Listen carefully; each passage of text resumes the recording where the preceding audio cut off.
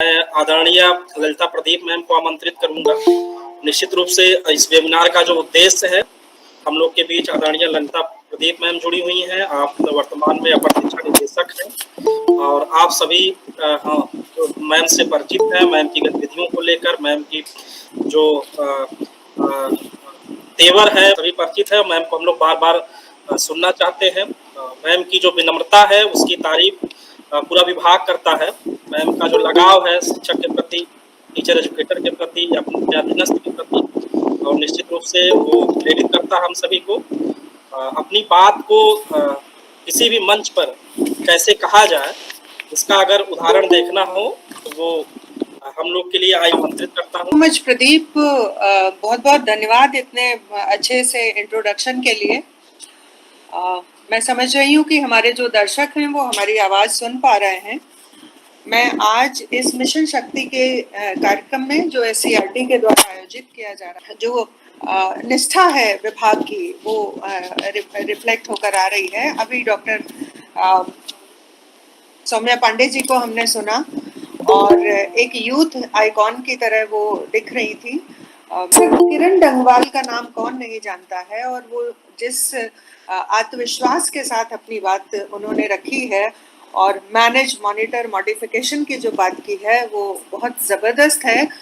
सभी सुनने वाले, मुझे पूरी उम्मीद है कि इन चीज़ों को एक रिसीव करना होता है और एक धीरे धीरे उसे देख रही थी। उसमें कई सारे महत्वपूर्ण नाम, जिसमें सुतापा सान्याल मैम का, जिन्होंने उत्तर प्रदेश की पुलिस सेवा में एक अपनी छाप छोड़ी थी, चंद्र कला त्रिपाठी जी और कश्यपी अवस्थी, हिमांशी, इनको आप अभी सुनेंगे। दीपा तिवारी भी मुझे SCERT से दिखाई दे रही हैं, पूनम नौटियाल और प्रदीप जायसवाल। मुझे हमेशा अच्छा लगता है इस प्रकार के आयोजन में सम्मिलित होना, और जब आप आमंत्रित करते हैं तो निसंदेह दिल की प्रसन्नता बढ़ जाती है। मिशन शक्ति, शक्ति का पर्व हो तो चर्चा और बेहतरीन हो सकती है। मूल रूप से हम इस अभियान की शुरुआत को अगर देख, चरण में महिला सुरक्षा और सशक्तिकरण के संबंध में जागरूकता के कार्यक्रम किए गए थे, जिसे सौम्या ने IEC की तरह कहा था कि इंफॉर्मेशन और कम्युनिकेशन से किस प्रकार से इसे रिलेट किया गया था। द्वितीय चरण इसका जो अगर मैं गलत नहीं हूँ तो शायद रक्षाबंधन से इसे प्रारंभ किया गया था। तो आप अगर देखें तो इसे बहुत ही चरणबद्ध रूप से डिजाइन किया गया है, और इसका जो मुख्य उद्देश्य है वो ये महिलाओं और लड़कियों को जागरूक करना ही है। उन्हें जाने तक की बात की गई है और उनको दंडित करना है। महिलाओं, लड़कियों के साथ ही बच्चियों को भी इस कार्यक्रम में आच्छादित किया गया है। सुरक्षा, सम्मान तथा स्वावलंबन, सुरक्षा, सम्मान तथा स्वावलंबन इस मिशन शक्ति के मुख्य लक्ष्य हैं। अगर थोड़ा सा मैं इस कार्यक्रम की छोटी छोटी बातों पर भी हॉप ऑन करना चाहूंगी कि इसके मुख्य तत्वों पर अगर देखें, जो मैं दो चार चीजें मुझे जो सेक्सुअल असॉल्ट, चाहे रेप के केसेस हों, उनकी प्राथमिकता पर सुनवाई किया जाना और उनके दंड की व्यवस्था इस कार्यक्रम के अंतर्गत है। इस अभियान में आई थिंक एक समन्वय का जो उदाहरण है, पराकाष्ठा है। इस अभियान में 24 विभागों को एक साथ जोड़ा गया है। मतलब सरकारी विभाग का वो कोई भी सेक्टर, कोई भी सेगमेंट जिसमें महिलाओं से जुड़ी कुछ भी चर्चा है या कोई भी बिंदु है, तो वो मिशन शक्ति से जोड़े गए हैं। तो इस प्रकार, जैसा मैंने कहा कि 24 विभाग इसमें जोड़े गए हैं, और एक जो हम सभी लोगों की, वो सारी महिलाएं जो उनको सुन रही हैं, हम सब लोग, चाहे वो किसी भी उम्र की हो, ये रोड रोमियोज की जो प्रॉब्लम है उसको भी इस कार्यक्रम के अंतर्गत बहुत ही हाईलाइटेड करके उसे जोड़ा गया है। और महिलाओं के लिए थानों में हेल्प डेस्क भी बनाए गए हैं। अभी आपने सौम्या से बिल्कुल सीधा सीधा सुना कि किस प्रकार महिलाओं की एम्पावरमेंट के लिए इम्प्लीमेंट ने उसके साथ डॉक्टर डंगवाल ने अपने 3M के साथ और बहुत ही खूबसूरती से उन्होंने सभी पक्षों को अपनी बात में रखा। तो महिला सशक्तिकरण बड़ा ही एक ऐसा शब्द है जिसको सब लोग अलग अलग तरह से डिफाइन करते हैं, क्योंकि सशक्तिकरण में हर किसी का एक अपना होराइजन है, अपने आप को समझने का एक तरीका है। तो मैं जैसा समझती हूँ कि सशक्तिकरण जो प्रोसेस ऑफ एम्पावरमेंट है, उसको हम सशक्तिकरण कह सकते हैं। या जो महिलाएं हैं उनका पॉइंट ऑफ व्यू एक्सेप्ट करना, या उनके जो वर्तमान उनका सामाजिक स्टेटस है उनमें बढ़ोतरी करना, किसके माध्यम से, एजुकेशन के माध्यम से, अवेयरनेस करके, लिटरेसी और उनके अधिकारों के बारे में चर्चा करना, इस प्रकार से सशक्तिकरण की एक प्रक्रिया अपनाई जाती है। इसी तरह से जो उनका सेल्फ वर्थ है, प्रमोटिंग विमेन सेल्फ वर्थ, और उनकी जो अपनी चॉइसेस होती हैं, जैसा किरण जी ने भी कहा कि हम अपनी चॉइसेस को लेके कितना निर्णय ले पाते हैं, ये महिला सशक्तिकरण के अंग हैं। और वो प्रोसेस भी जिससे एक महिला पावर केवल गेन ही नहीं करती है बल्कि अपने पावर को असर्ट करती है, और वो अपनी लाइफ पर अपने कंट्रोल को बना के रखती है। ऐसा नहीं होता कि जीवन उसका है और रिमोट कंट्रोल किसी और का है। और घर में भी, घरेलू अफेयर हो चाहे घर में बाहर के निर्णय लेने हो, उसके महत्व, उसके जो पॉइंट ऑफ व्यू है, जो उसका सोच विचार है, जो उसका दृष्टिकोण है, उस पर जब उसका कंट्रोल होता है तो ये महिला सशक्तिकरण का एक एंगल होता है। इक्वलिटी, अपॉर्चुनिटीज, जो अवसर हैं उनकी जो समानता उनको दी जाती है, एक्सेस फॉर्मल एजुकेशन की तरफ जब उन्हें दिया जाता है, तो जिस प्रकार से उनके पुरुष काउंटर पार्ट हैं, जिस प्रकार से उनको बहुत सारी चीजें एक्सेसिबल हैं, डॉक्टर डंगवाल ने भी ग्लास सीलिंग की बात की, तो बहुत सारी ऐसी एक्सेस जो हमें दिखाई तो महिलाएं जो होती हैं उनको दिखाई देता है, पर पूरे समाज को वो नहीं दिखाई देता है, क्योंकि वो ग्लास सीलिंग की तरह होता है। तो इस ग्लास सीलिंग को क्रैक करना, तोड़ना, रिमूव करना, ये भी एक उसी एम्पावरमेंट का हिस्सा है। इकोनॉमिक लाइफ जो है, जो आर्थिक निर्णय हैं, उनमें महिलाओं का पार्टिसिपेशन, चाहे किसी भी सेक्टर की वो बात हो, इसमें केवल पति के पर्स से पैसे निकालना शामिल नहीं है, और चाय, चीनी और चावल के डिब्बे में रुपए छुपाना इस एक्टिविटी में डेफिनेटली नहीं शामिल है। इकोनॉमिक लाइफ का मतलब यह है कि उनका से हो, आर्थिक भागीदारी उनकी सुनिश्चित होनी चाहिए। और इसी तरह से सोशल लाइफ का एक फ्रीडम होना चाहिए। अभी तो उसने कहा कि मैं अभी किसी के पास बैठी हूँ, मैं थोड़ी देर में कॉल करती हूँ, और वो बड़ी खुश होकर मुझसे कह रही थी कि मैम, मुझे बड़ी खुशी होती है कि मैं अपने हस्बैंड से जब ऐसा कहती हूँ तो वो बाद में कोई खोजबीन नहीं करते हैं कि तुम कहाँ बैठी थी, किससे बात कर रही थी, मेरा फोन क्यों नहीं अटेंड किया, व्हाई यू अवॉइडेड, इस तरह की जो चीजें हैं। तो एक सोशल लाइफ की जो फ्रीडम है वो भी मिलना बहुत जरूरी है। और लाइफ में राइट बेस्ड अप्रोच, ये नहीं कि आपकी मर्जी हुई तो आज आप खुश हैं, आपने उसे दे दिया, और कल आपकी इच्छा नहीं। तो अधिकार है, जो सशक्तिकरण का एंगल है, वो राइट बेस्ड अप्रोच होने की जरूरत है। जो लीगल राइट्स हैं, उन्नतीकरण है, this is like all about objectification महिलाओं का होता है, इनके खिलाफ भी इसकी लड़ाई लड़ना है। तो ऐसी बहुत सारी बातें हैं जो महिलाओं के ऑलमोस्ट इसी के इर्द गिर्द जुड़ी होती हैं, और हम सभी लोग इन चीजों को महिलाओं के सशक्तिकरण से जोड़ते हैं। मेरे लिए महिला सशक्तिकरण का अर्थ निर्णय लेने की स्वतंत्रता का वातावरण होना है, और ये जो निर्णय लेने की क्षमता है, ये जो क्षमताओं का विकास है, निश्चित रूप से ये रास्ता आर्थिक स्वायत्तता की ओर। फेमिनिस्ट कभी भी नहीं रही हूँ, लेकिन सामाजिक सामंजस्य, जीवन जीने का अधिकार, और वो महिलाएं जिन्हें ये हासिल है, और महिलाओं को इसके प्रति जागरूक करना है कि ये आपके अधिकार हैं और सशक्तिकरण कितना महत्वपूर्ण है। मैं ये भी कहना चाहती हूँ कि हमेशा महान मत बनाएं, सामान्य मनुष्य, एक इंसान की तरह, पर्सन की तरह महिलाओं की पहचान होनी चाहिए, और स्त्री को की तरह देखने के पैमाने में बदलाव होना चाहिए। पुरुष जिनको देखती हूँ कि जो नहीं लेते हैं कि उन्होंने किसी महिला को फॉलो किया। मैं एक छोटी सी घटना बताती हूँ। 2018 और 19 में जब मैं अंटार्कटिका गई थी, तो वहाँ पर एक रिसेप्शन की हिम्मत करते हैं, और वहाँ का जो कैप्शन था वो ऐसे लिखा होता था कि we give you towel, you bring your courage. तो जब 2-3 घंटे उस आइलैंड पर रहने के बाद मैंने ये विचार किया कि नहीं, मुझे तो इस पोलर डिप लेना है, और I was the first one two do. बाद तक वो लोग ये कहते रहे कि हमने जीवन में जुड़ा। तो मुझे लगता है कि ये बहुत जरूरी है कि स्त्री को देखने के नजरिए में परिवर्तन होना चाहिए, और उसके नेतृत्व को, अगर it's are women's right and women's right are human rights once and for all. So this is ये बहुत ही एक इम्पॉर्टेंट सी बात है। तो अगर हम अपने कुछ अधिकारों पे सुन रही हैं, फेसबुक लाइव पर भी सुन रही हैं और यूट्यूब चैनल पर भी सुन रही हैं, मैं उन कुछ अधिकारों के बारे में, राइट टू इक्वल पे, इसके हैरेसमेंट है, उसके अगेंस्ट में आप कैसे खड़े हों, इन चीजों के बारे में जानने की जरूरत है। विशाखा गाइडलाइन को समझने की जरूरत है। और ये भी कि जो सेक्सुअल असॉल्ट का जो IR दर्ज कराने का भी अधिकार है, क्योंकि ऐसा नहीं है कि जिस जगह पर अपराध उनके साथ हुआ हो वहीं पर या उस थाने का जो कार्य क्षेत्र हो उससे भी मुक्ति दी गई है, स्वतंत्रता दी गई है। वो कहीं से भी अपने प्रति किए गए अपराध की FIR दर्ज करा सकती हैं। लीगल राइट्स के लिए मैं सभी महिलाओं को ये कहना चाहती हूँ कि हर दुकान पर किताबें उपलब्ध हैं, उसको एक बार जरूर पढ़ना चाहिए, हिंदी अंग्रेजी कैसे भी, और आजकल तो गूगल में सारी चीजें हैं। तो अपने अधिकारों को जानना मुझे लगता है सशक्तिकरण का सबसे महत्वपूर्ण स्टेप है।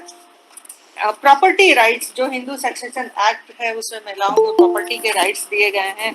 इसी तरह मेडिकल टर्मिनेशन ऑफ प्रेगनेंसी का जो एक्ट है उसमें मेडिकल बेनिफिट्स के जो राइट हैं, ये उनको समझने की जरूरत है। एक बहुत लंबी लिस्ट है, और पर सच्चाई ये है कि इन सारे अधिकारों के होते हुए भी महिलाओं में जो एम्पावरमेंट है वो उस तरह से दिखाई नहीं देता जिस प्रकार के अधिकार हैं। क्योंकि आप देखेंगे तो जेंडर डिवाइड दिखाई देगा, डिजिटल डिवाइड दिखाई देगा। अगर आप सेक्सुअल हैरेसमेंट के मामलों पर ऐसा पाया है मैंने कि अगर लड़कियां कहीं पर आवाज उठाती हैं, अपने कार्यालय में आवाज उठाती हैं, तो इस तरह से ऐसे लगता है कि जैसे उन्होंने अपने करियर पर ही न्यूक्लियर बॉम्ब गिरा दिया है।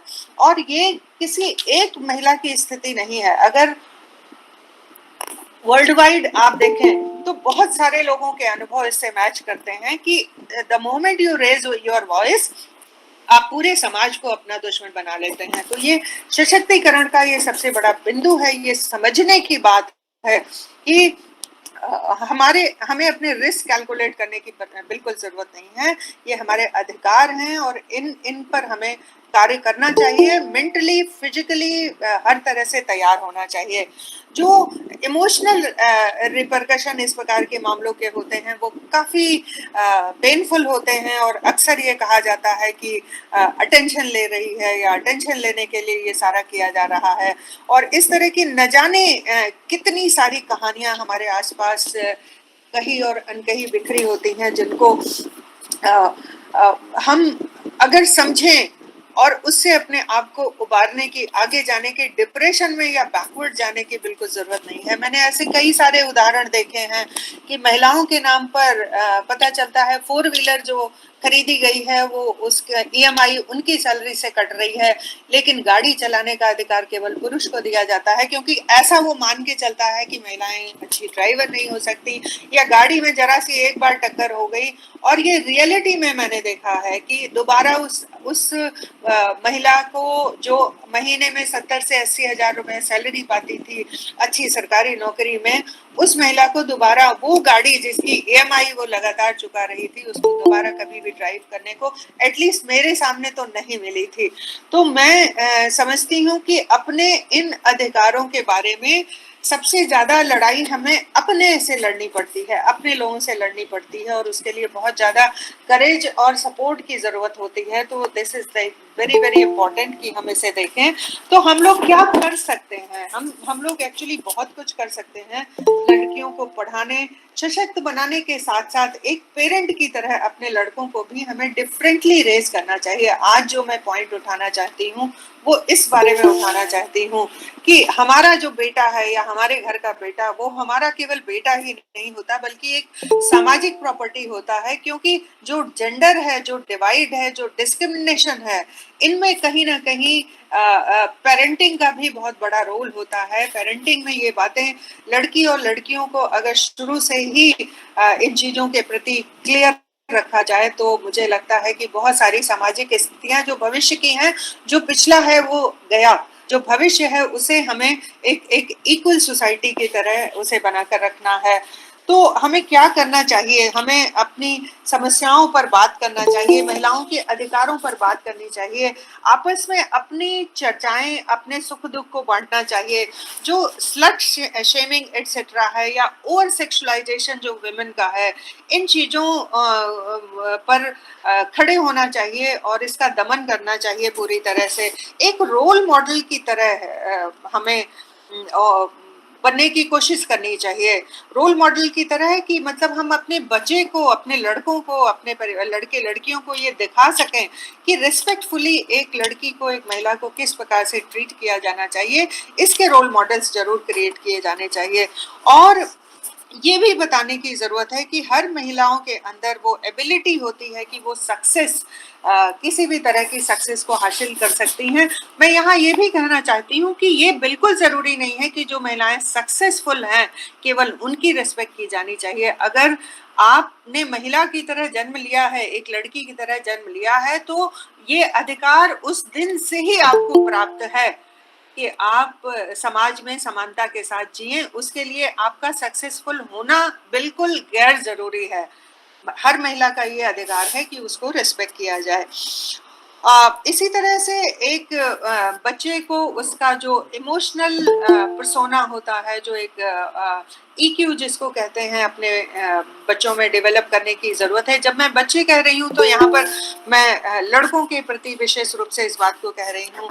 और ये भी देखने की जरूरत है कि बच्चों, लड़के को हमेशा घर में सर्व ना किया जाए, सर्व विद इन क्रोध, कि इस तरह के एग्जाम्पल जब बच्चों को छोटी जीवन से ही दिखाई देता है, तब जब वो बड़े होते हैं तो उन्हें घरेलू कार्यों में कोई रुचि नहीं होती है और वो ऐसा मान के चलते हैं कि उनको खाना खिलाना, खाना परोसना, चाहे उसकी छोटी बहन का काम है या बड़ी बहन का काम है या माँ का काम है, भले ही कोई बीमार हो, परेशान हो, लेकिन घर का लड़का या घर का जो आदमी है वो इस बात की अपेक्षा करता है कि उसको सर्व किया जाए। ये सर्व करने का एंगल बचपन से ही पेरेंटिंग में इसको टेकअप किया जाना चाहिए और इसमें फादर को घर के कामों में पार्टिसिपेट करके बच्चों के लिए रोल मॉडल की तरह बनना चाहिए। बच्चों के बीच में हमें अपनी इनइक्वलिटीज के बारे में, सोशल इनइक्वलिटीज के बारे में चर्चा करनी चाहिए। ऐसा माना जाता है कई बार कि जो छोटे बच्चे हैं वो समझ नहीं पाएंगे। मैं एक छोटी सी बात बताती हूँ। तन्मय, जब मेरा बेटा जब बहुत छोटा था तो कभी कोई सीरियस बात होती थी तो मैं अक्सर कहती थी कि तुम अभी नहीं समझ पाओगे, तुमसे बात करना अभी ठीक नहीं है। पर एक दिन उसने ऐसी बात मुझसे कही कि जिसने मेरे पूरे विचार की श्रृंखला बदल दी। उसने कहा, जब तक बताओगी नहीं तब तक समझूंगा कैसे। और ये बात जब उसने कही थी तब वो केवल 7-8 साल का था। तो मुझे लगा कि बच्चे हमेशा हर बात को समझते हैं, तो बच्चों को इंक्लूड करना चाहिए, उन्हें सोशल इनइक्वलिटीज के बारे में या डोमेस्टिक वायलेंस और महिलाओं के अधिकारों और इन चीज़ों पर, सामाजिक समरसता पर जरूर उनसे बात करनी चाहिए। इंक्लूजन, इक्विटी और इक्वालिटी को हर कार्य में फोकस किया जाना चाहिए।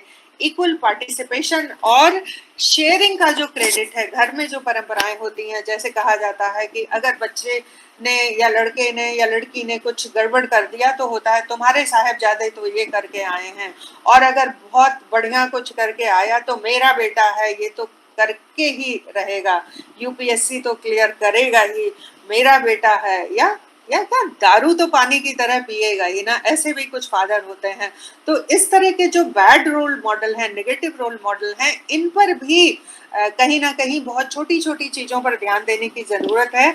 जेंडर एक्चुअली बायोलॉजिकल होता है, जेंडर डिफरेंस होता है जो नेचुरल है। लेकिन जेंडर डिस्क्रिमिनेशन समाज का बनाया हुआ है जो महिलाओं के लिए बहुत ही घातक है और बहुत आवश्यक है कि मिशन शक्ति जैसे कार्यक्रमों में महिलाओं, बच्चियों और समाज को एक नई दिशा जो इससे मिल रही है, इससे निसंदेह एक नया परिदृश्य बनकर उभरेगा, ऐसा मेरा विश्वास है। मैं जब यंग जनरेशन को बहुत सशक्त देखती हूँ, अपने निर्णय देखती हूँ, अपने जीवन का रिमोट कंट्रोल साथ में देखती हूँ, वो बैलेंस देखती हूँ, तो मुझे बहुत अच्छा लगता है। मैं बहुत बहुत शुभकामनाएं देती हूँ वो सारे लोग जो हमें सुन रहे हैं, और एक बार मैं पुनः SCRT को अपने धन्यवाद देती हूँ कि आपने इतने अच्छे कार्यक्रम का आयोजन किया और मुझे आमंत्रित किया। Thank you so much.